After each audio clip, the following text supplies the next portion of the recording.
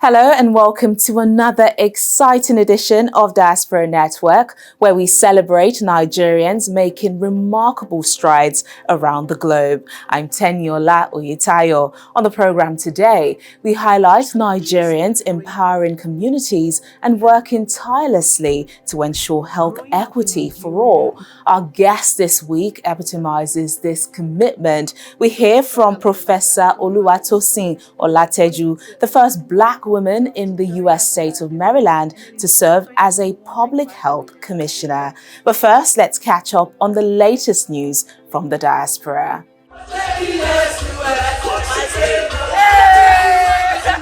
Nigeria's national football team, the Super Falcons, have beat South Africa at the CAF Women's Qualifying Tournament, allowing them to compete in the 2024 Olympic Games. This is the first time since 2008 that the team will finally compete in the coveted Games. This comes closely following their appearance at the 2023 Women's World Cup, where they triumphantly made it to the semi-final round, narrowly beaten by the England team. This win brings the Nigerian team back onto the global stage, making for another exciting year in women's football. The 2024 Paris Olympic Games will begin on the 26th of July. Members of the Missouri State General Assembly recently welcomed the Nigerian-born analytics professor Muritala Ayenla after he won the highly prestigious Duane R. Sterling Rotary International Scholarship. Ayenla moved to the United States in 2022, where he studied a master's degree in technology management.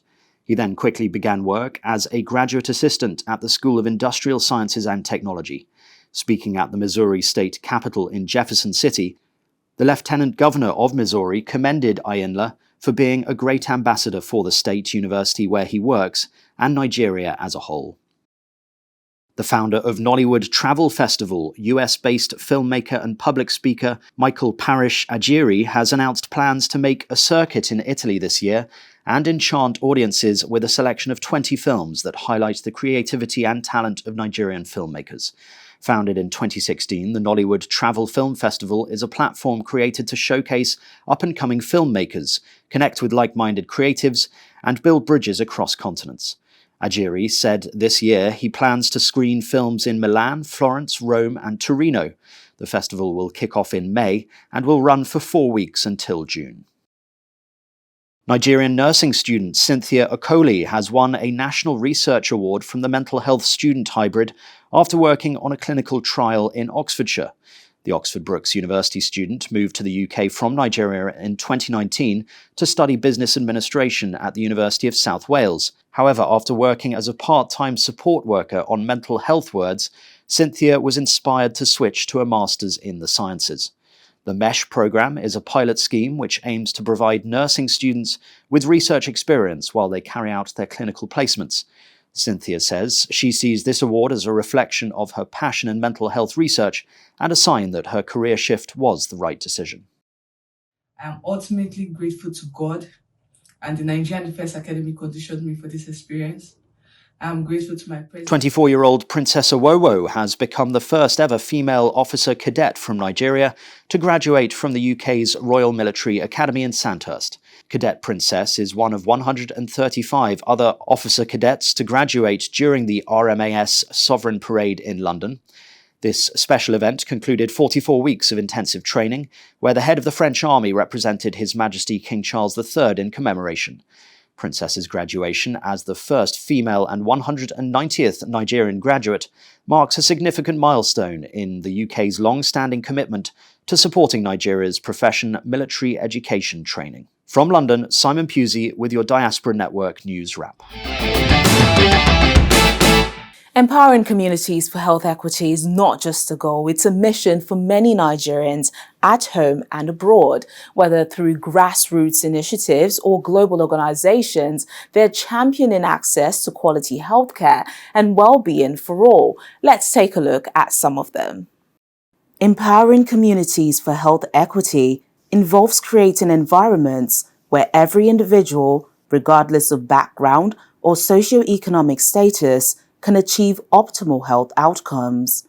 It goes beyond mere access to healthcare services, addressing underlying social determinants like poverty, education, housing, and healthy food access.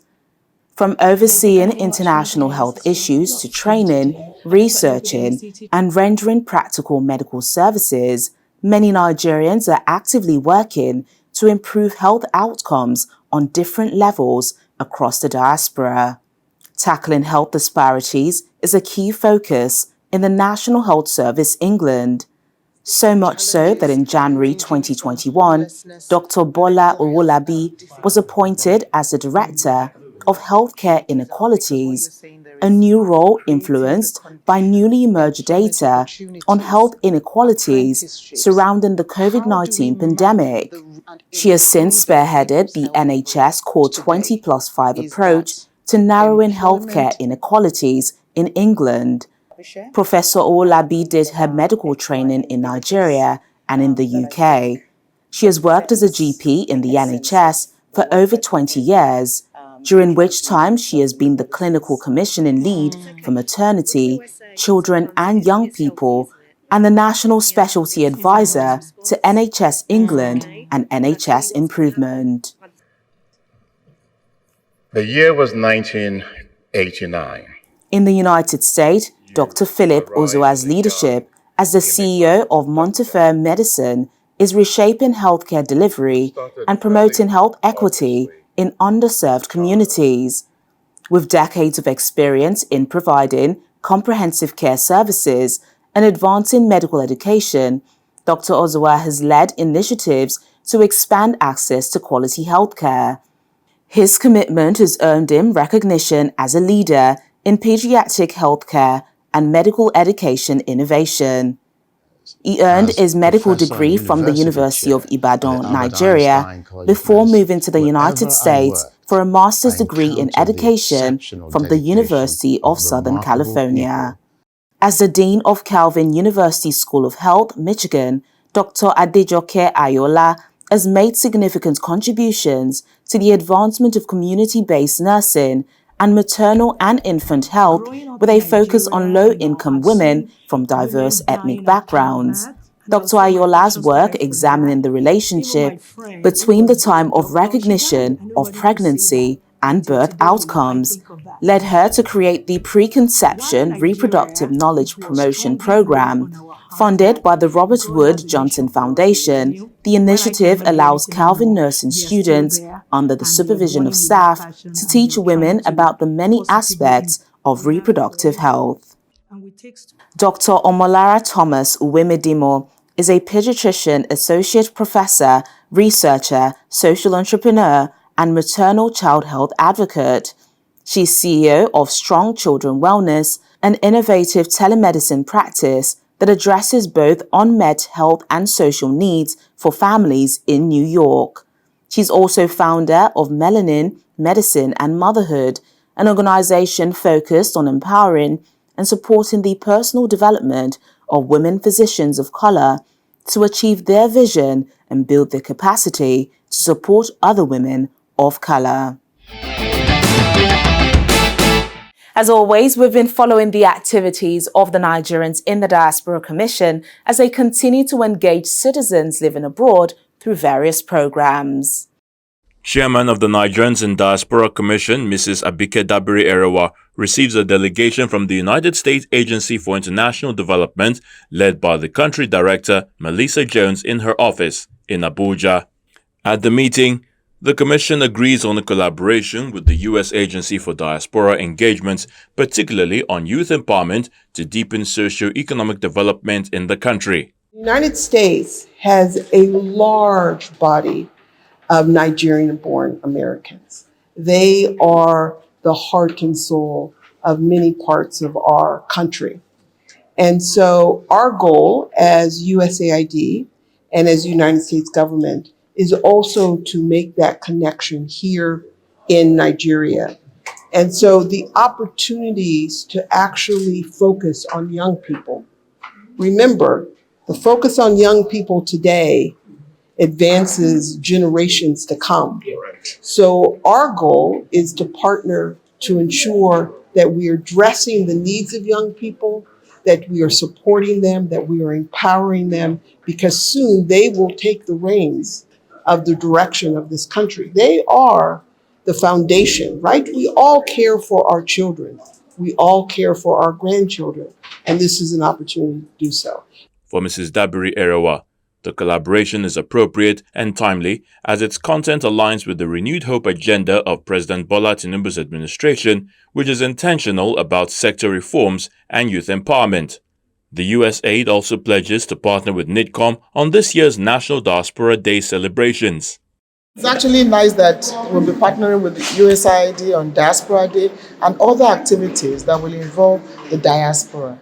And we have the largest number of immigrants in America, so having them partner to see how much more impact they can have on the ordinary Nigerian, the day-to-day Nigerian, is going to be very powerful working with USAID.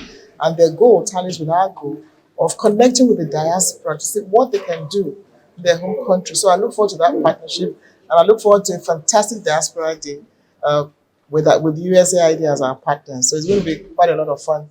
In a separate meeting at her office in Lagos, the NIDCOM boss receives executive members of the Association of Nigerian Physicians in America. She applauds the association for its commitment to providing free medical services to Nigerians across states and informs the delegation of the intention of the federal government to engage more strategically with Nigerian doctors in the diaspora.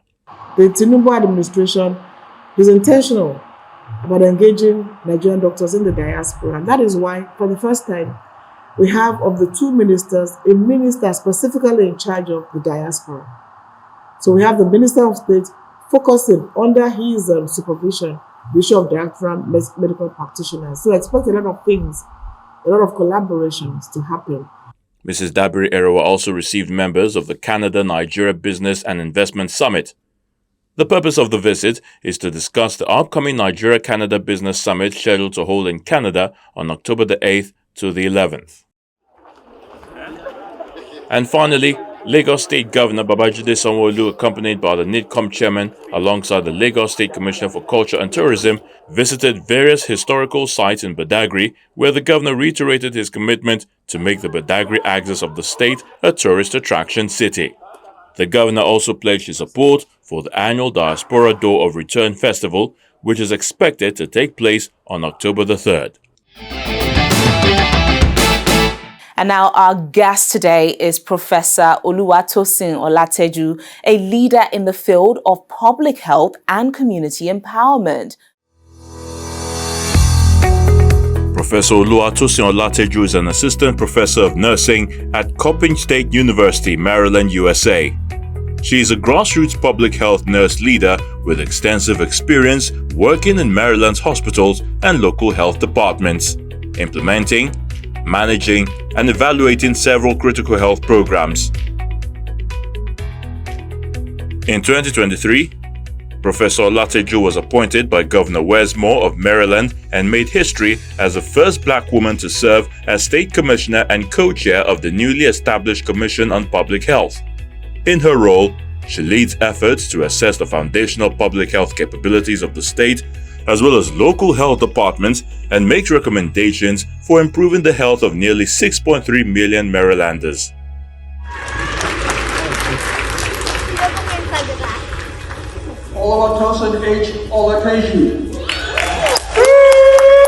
She holds a Doctor of Public Health degree from Morgan State University, a master's and bachelor's degree in nursing from the University of Maryland School of Nursing. Her impact extends beyond the borders of the US. In 2019, Dr. Olateju founded Food and Care for All Incorporated, a non-profit organization that promotes food security and access to health services for underserved communities in the US and some regions of sub-Saharan Africa.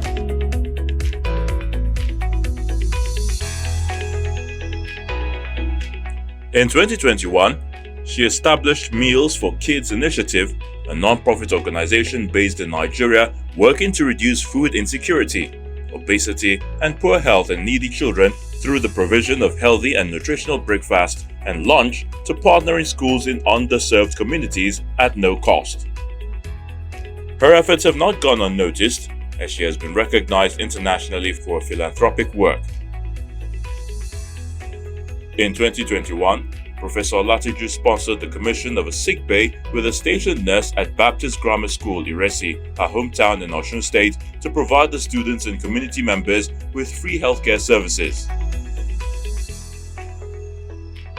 As a female leader and mother of 2 young boys, Professor Olateju is an empowering role model. She inspires others, especially women and girls, to pursue their passion in nursing and public health and positively impact their communities. When we return in just a moment, Professor Olateju shares insights on empowering communities for health equity and her journey in advancing public health initiatives. Please stay with us. Professor Oluwatosin Olateju, thank you so much for joining us on Diaspora Network. Thank you so much for having me today, Ms. Tenny. Appreciate it. Firstly, congratulations on your appointment, becoming the first Black woman in the state of Maryland's history to serve as commissioner and also the co-chair for the Commission on Public Health. What's the experience been like for you so far? So far, it's been an incredibly exhilarating and humbling experience. I remember getting the news. When I saw the news, I was at a hair salon and I just screamed. At that moment, I was filled with so much joy. I was filled with pride. I was filled with gratitude. I was keenly aware at the moment what that meant in history, especially for someone like me, an immigrant from Nigeria, who has been given such incredible opportunity. Right there, I knew what that meant for countless of individuals who have been historically underrepresented in positions of leadership, especially in public health. So, just so much gratitude. And I still have those feelings right now. So far, I've been blessed to co-chair the commission with 2 incredible leaders, Dr. Boris Lupchniak and Dr. Mina Brewster. Together, we steer the efforts of the commission around assessments, and hopefully those would yield, those would lead to recommendations. The goal is for us as a commission is to assess the foundational public health capabilities of the Maryland Department of Health and local departments in the states, and then from those assessments, come up with recommendations, and those recommendations could have policy implications. And have you always wanted to work in health? When and where would you say that interest came from? It's so interesting you asked that question. Dating back to my childhood years in Nigeria, I always knew I wanted to be in the healthcare profession, perhaps because of my empathetic nature or my deep compassion for people in need. I just always felt compelled to help. I remember in primary school, my parents and some of their friends used to call me Nurse Tosin Idiowokbo, because they just saw those qualities in me. So over the years, there was that sense of knowing, right, that healthcare field was for me. I didn't quite sure what exactly it was going to be, but I knew right there. You could also say that my passion stemmed from my upbringing. My cultural values, in addition to my personal values. It stemmed from what my parents instilled in us. I remember dating back to 2006, 2010. My dad was sponsoring scholarships for at least 50 students in Iresi, Osun State. I also remember growing up, before each holiday eve, my mom would take us to motherless children's homes across Lagos. We always pick different venues, but we would go there and provide them with food, supplies, and other basic needs. And that just became a tradition. And I just knew that I wanted to be in a profession where I would help people. So being born and raised in Nigeria, I would say it sensitized me to issues around health disparities and knowing that there were limited resources in healthcare. So all of those bolstered my resolve, right, to someday want to be an agent of change. I mean, you spent the first few years working as a clinical nurse, then eventually shifting to public health. What inspired that shift, and was it easy for you to do that? So I haven't done psych. I worked in the psych nurse for a total of almost 4 years. In the earlier years of me being a psych nurse, I started hearing about community health nursing. I was like, what? There is that? Yeah. So I heard that I could go back to school, get my master's degree in community public health nursing, and be able to even do more beyond the bedside. For some reason, I wanted to impact lives beyond the bedside. So I enrolled in the program. It took me 2 years. It was at the University of Maryland again, School of Nursing. I did that. And after that, it was just, I learned so much in the program. As a public health nurse, you're able to understand health disparities, you're able to conduct research. You can prevent injuries, protect health, promote policies. So all of this, knowledge, were already instilled in me through the program. And then after that, I think sometime around, I graduated in 2015 with a master's program, and then I still stayed on the psych unit. And then in 2017, I started my very first public health job at Howard County Howard County Health Department in Columbia, Maryland. That was an experience of a lifetime. At Howard County Health Department, I was able to manage, programs, implement programs, evaluate them. I had the opportunity of questioning existing policies that eventually led to reform. Like, for example, the HIV prevention policy for minors in Maryland, that law was passed. So all of these things I was able to do, again, with the knowledge, the education I had received, and then operationalizing it was just a fulfilling experience for me. I stayed in that role. And then, of course, years went on. I did that. And then pandemic hit, right? The pandemic hit. I was right at the front, working on the front lines of it. I served as operations section chief, helping with the testing efforts, drive-through, contact tracing, all of these efforts. I even consulted at the Pentagon during the COVID-19. But guess what? During that time, I was rounding up my doctoral degree in public health, because somewhere along the lines I had gone back to school because I wanted to learn more about public health. So during that time I had enrolled, and then in 2021 I graduated with a Doctor of Public Health degree from Morgan State University. You, of course, are still involved in teaching. How do you manage the demands of teaching as a professor of nursing alongside your many other responsibilities? I believe both roles complement each other. I find it fulfilling to still be in academia while serving as a commissioner for the state, this public health commissioner. I believe there's no greater sense of joy than being able to raise the next generation of public health leaders. I have so much satisfaction and gratitude for being in this space, right? I'm just very, very honored to be able to be a professor of nursing. Every day, I'm able to instill in the students the knowledge and the skills that they need, right? To provide the high quality care to patients in the hospital and in the community. I'm able to stay connected to the latest research. I'm able to know what evidence-based practices will inform care in nursing and in public health.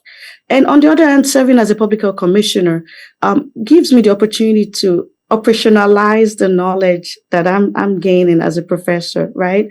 And also the expertise on a broader scale to impact population health outcomes. I mean, there's also your nonprofit organization, the Inspiration for Food and Care for All, I believe. Speak to us about how that started and what you hope to ultimately achieve with that. Right. So Food and Care for All started in 2019 during my doctoral program. I remember we would pack food bags in my basement and garage and take it to community centers. We put ads on social media platforms, and people would show up in hundreds, in 200s, and the need was profound. But in terms of what really drove that in me to establish the organization. It's again the upbringing, the values that my parents had instilled in me, the resolve, right, to be that agent of change. Those were the things that made me say, yes, this organization needed to be started. I also drew inspiration from having worked first time in the hospital and in community settings. But FCFA, just to tell you a little bit about it, is a nonprofit organization that seeks to promote food security and access to healthcare services for underserved populations in mainland United States and regions of sub-Saharan Africa.